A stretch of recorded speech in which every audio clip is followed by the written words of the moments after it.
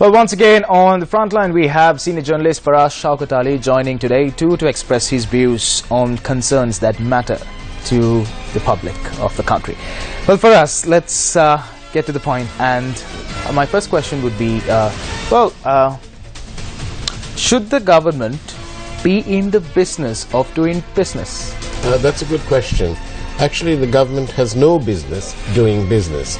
The business of the government is to ensure that there are sufficient infrastructure facilities, and the roads and the water and electricity and so on and so forth are in place to encourage and facilitate businesses. So yeah, the answer is no, they shouldn't be in business. They should leave the business to businessmen. Well, also for us, you say they should leave the business to the businesses. That's right. Now, the Sri Lankan government is part of their economic policy. Are you trying to say that the private sector is capable than the government sector? It has been proven beyond any reasonable doubt that the private sector is streets ahead because they know what they're doing and they don't have other considerations. So the government are trying to encourage and encourage foreign investment in this country, and in that context they need to create opportunities for foreign investors to come and play a role in this country's economy. For example, the government owns things like the Hilton Hotel in Colombo, Water's Edge, Sri Lankan Airlines. They have a significant stake in Lanka hospitals. These are all businesses that are best run by people who know what they're doing and whose focus is on there. They need to create an opportunity for investors to come to Sri Lanka. Also for us, new laws have been implemented when we take the public enterprises. This is there's a proposal from one part of the government. Malik Samaravikrama. The Minister Malik Samaravikrama says that they want to sell off certain public enterprises, which is what we've just been talking about.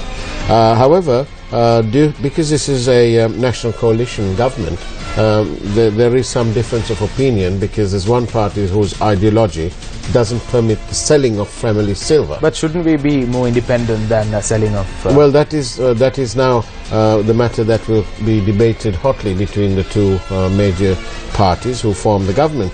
But clearly, if this government is to succeed in attracting foreign direct investment, then they must create those opportunities. And one way is to sell part of the family silver. Okay. Another interesting question for us. The government is heavily promoting Sri Lanka as a destination for regional commercial opportunities. How will they achieve this? They will achieve it by creating those opportunities, by selling off big businesses where they have significant stakes, like the Hilton Colombo, Water's Edge, Sri Lankan Airlines, Lanka hospitals, and there are several others.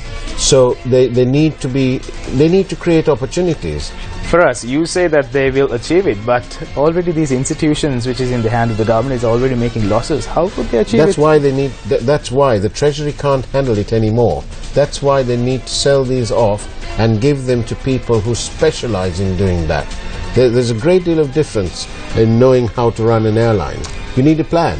So handing over a government airline, yes, the Sri Lankan Airlines, to the private sector is the right thing to do? It would be because the Treasury has no money. You can't continue for your lifetime paying a subsidy to run an airline.